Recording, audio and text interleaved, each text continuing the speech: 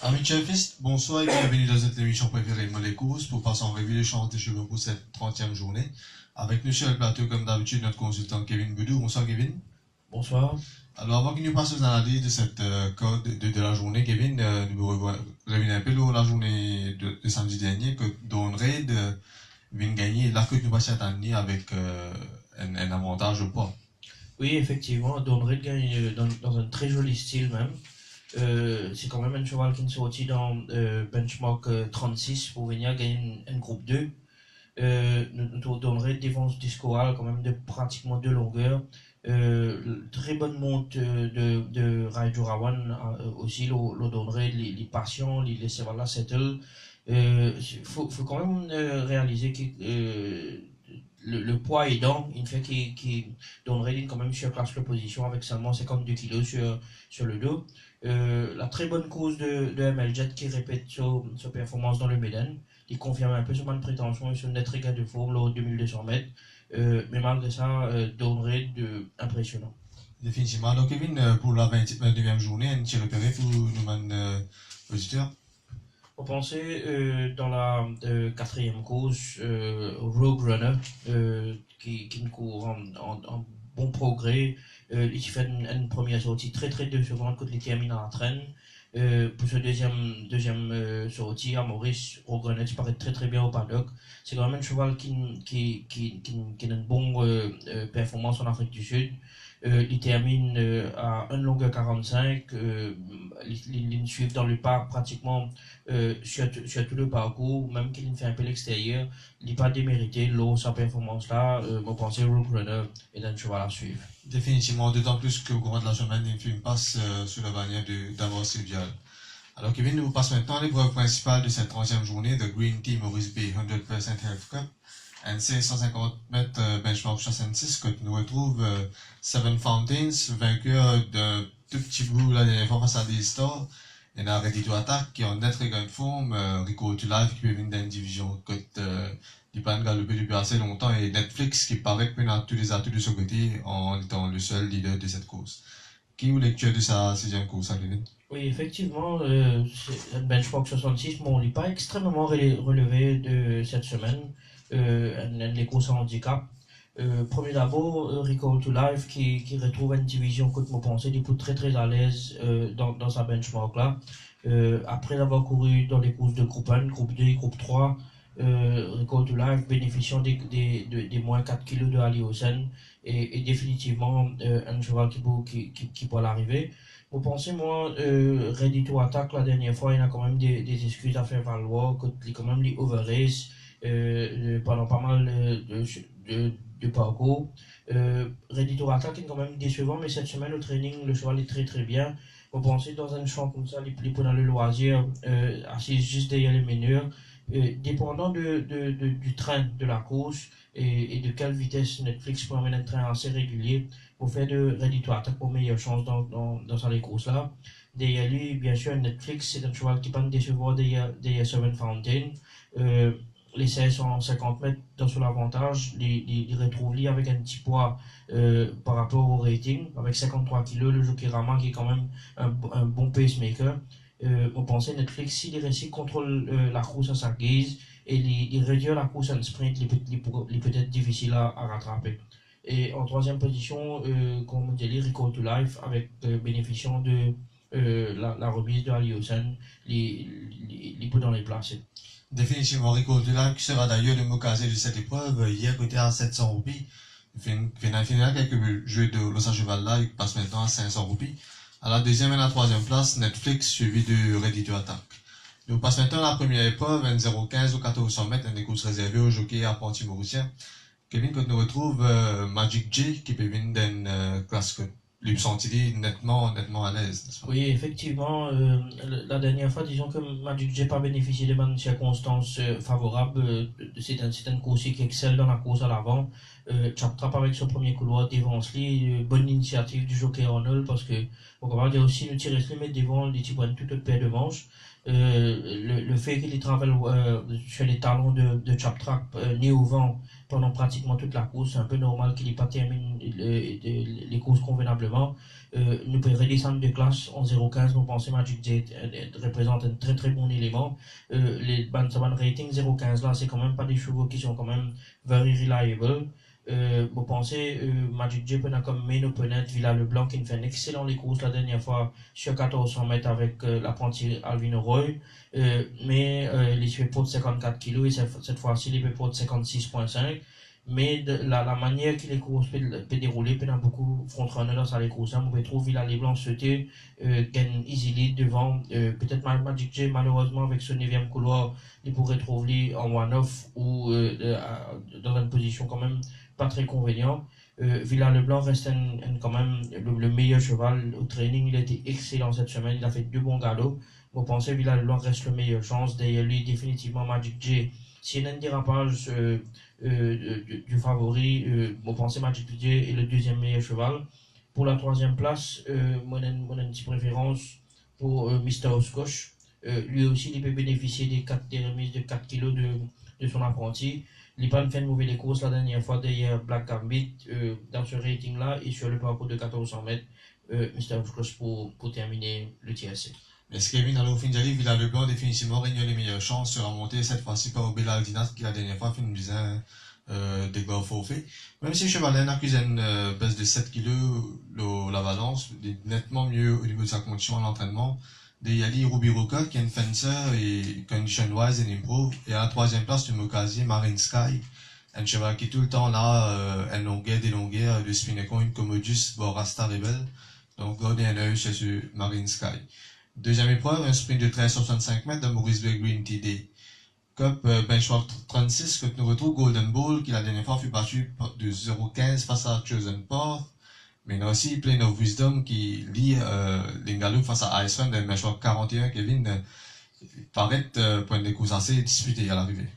Oui, malgré que Golden Ball est un cheval très très consistant et qui mérite quand même énormément de respect, Golden Ball retient la première couloir, il a pratiquement tous les avantages. C'est un cheval qui est capable de galoper devant, galope handy la dernière fois.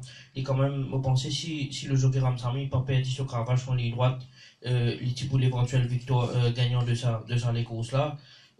Ici, Golden Ball, on peut retrouver il peut avoir un problème si Sierra Redwood avec ce deuxième couloir insister pour le départ et être capable d'une coupe gauche à l'avant. À ce moment-là, vous pensez Plain of Wisdom pour une très très bonne chance. Lui aussi qui me fait un excellent galop derrière Ice Run. Il fait ce move à 300 mètres. Mais Plain of Wisdom, c'est un cheval qui quand même vise un train assez régulier, sélectif dans la course. Tout vous dépend comment la course sera lancée. Mais encore une fois, on peut faire confiance à Golden Ball. Condition wise, le cheval est très très bien. Ce galop de mardi était très très très favorable. Derrière lui, on peut tirer à Redwood. Lui aussi, il fait un excellent 3-4 dernières sorties. Il mérite tous les respects avec le deuxième couloir. Si Golden Ball insistait, Sierra Redwood peut dans le loisir, 6 en deuxième position à la corde et attendre les 300 derniers mètres pour lancer l'attaque. Et pour terminer le TSC, Plain of Wisdom. Plain of Wisdom qui peut-être peut bénéficier de sa train sélectif que vous dites là, Kevin, mais pour moi, je vais opter pour une victoire d'Aldanger qui peut venir d'un benchmark 36 après 5 courses en benchmark 41. Et pour définitivement bien content sa train sélectif qui peut y là, il termine très très fort. La deuxième place, le Mocasier In Your Dreams à 1100 roupies, peut-être le meilleur time factor, rating de 38, il fait une place de ça les courses ça.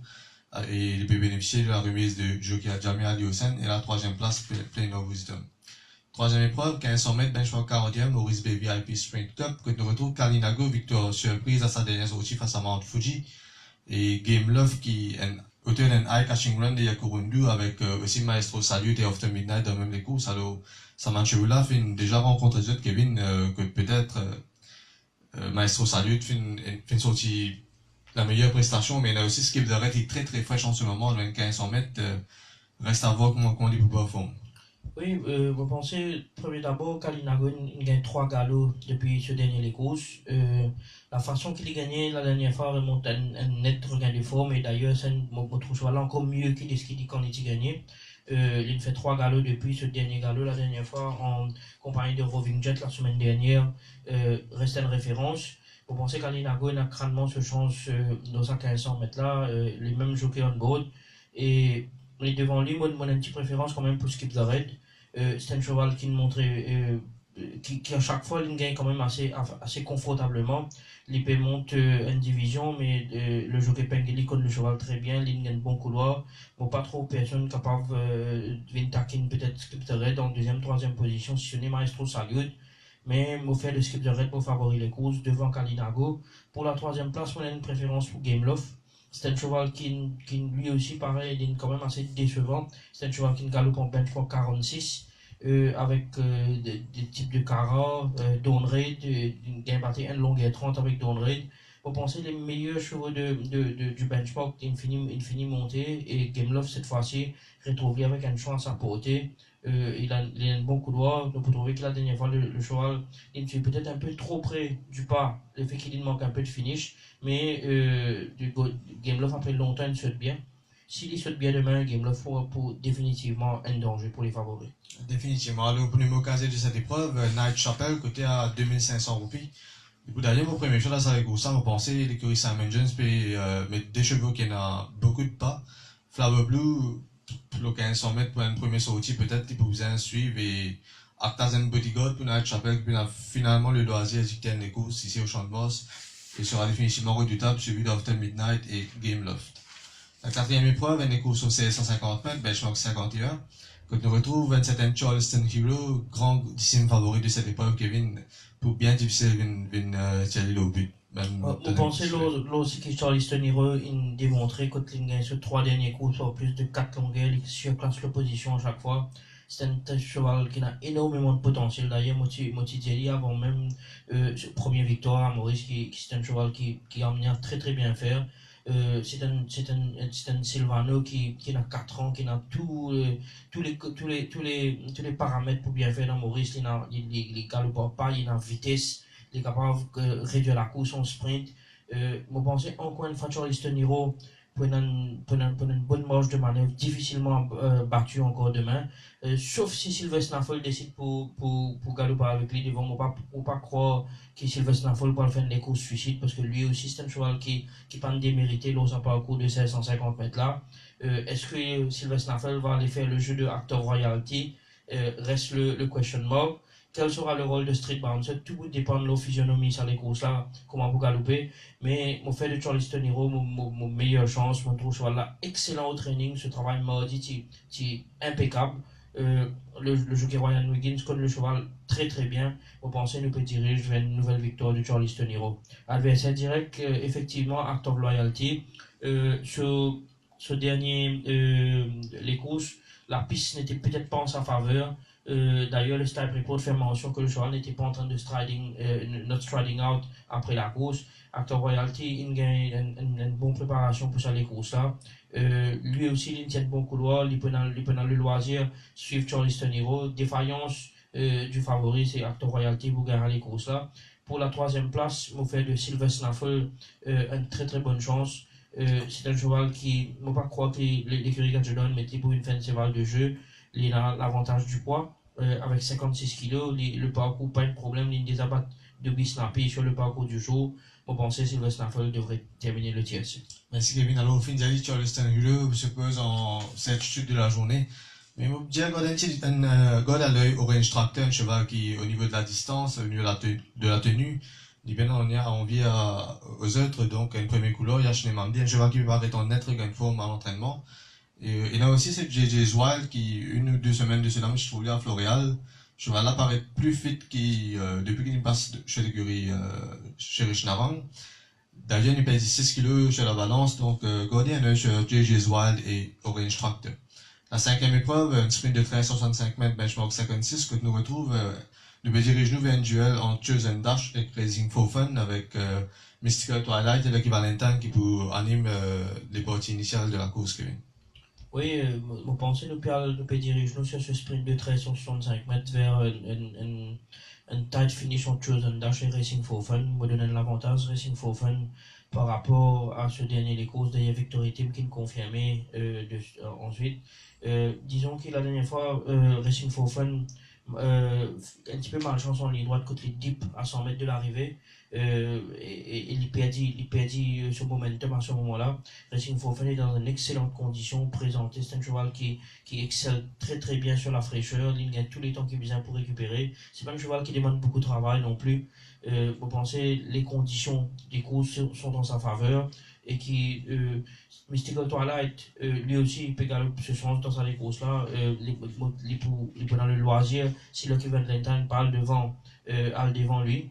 Mystical Twilight vous pensez avec la présence de Lucky Valentine nous pouvons être assez sélectif et sur la lecture de cette course là la course devrait se jouer entre ces deux finishers là entre Racing for Fun et Chosen Dash.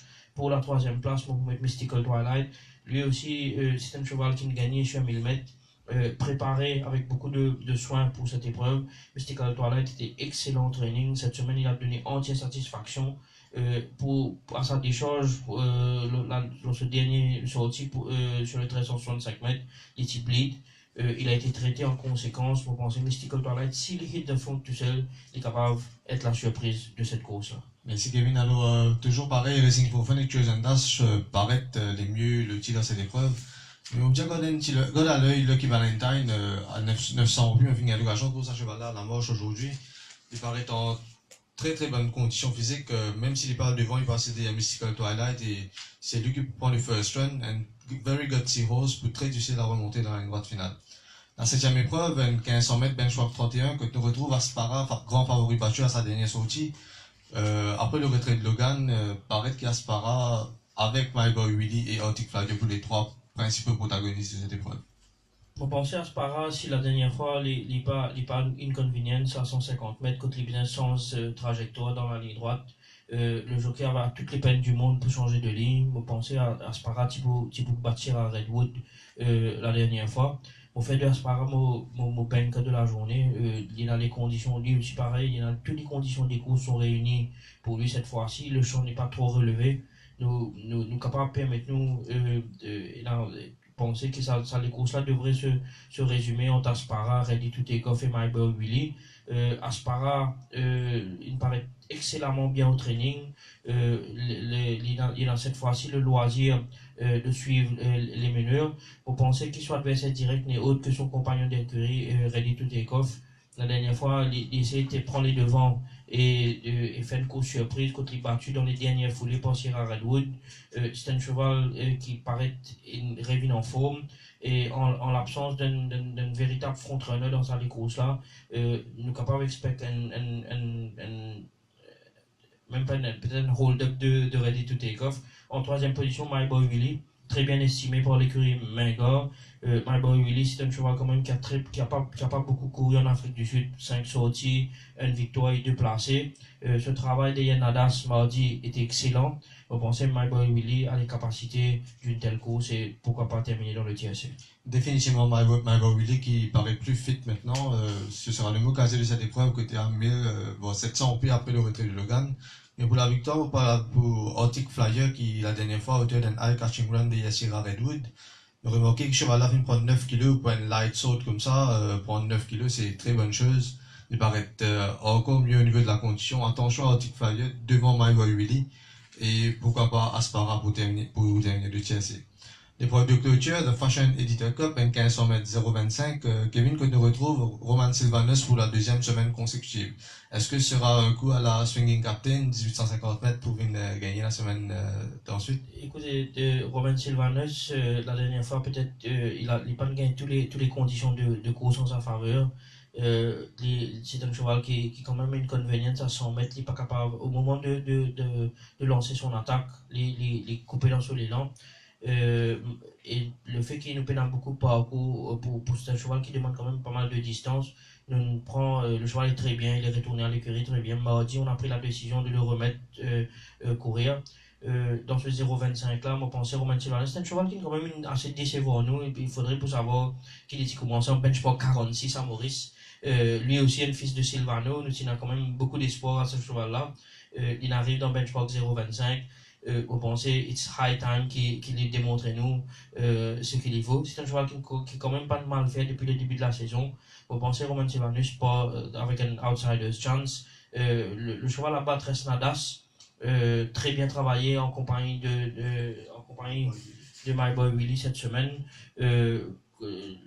Drone One, il prend beaucoup de facteurs dans sa faveur.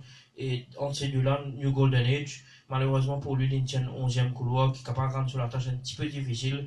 Mais mon cas, New Golden Age dans une forme sublime à l'entraînement. Il fait des 3 galops même ces 2 dernières semaines, préparés spécifiquement en vue de cette course. New Golden Age fera sentir sa présence au finish. On a ici un cheval qui est tapement dans training, Commodus. Vous pensez ce dernier les courses, c'est 100 mètres est à ignorer. Avant ça, il bat Lividus, qui est quand même un très très bon cheval en 0,15. Commodus sera monté par Yachine Mamdi à 1200 roupies. Vous pensez les worth and outsiders bet. Définitivement, là, au fin de New Golden Age, le challenger principal de Nadas. Vous pensez la dernière fois, s'il gagne le passage au moment voulu, il est même capable de se battre without a doubt. La façon qu'il peut travailler à l'entraînement, vous faites le vainqueur devant Roman Silvanus qui reste à suivre malgré qu'il peut doubler. Et à la 3e position, le mot casé de cette épreuve, attention à Mojoji, un cheval qui paraît que dans le loisir dicter le pas et pour très très redoutable dans la ligne droite finale.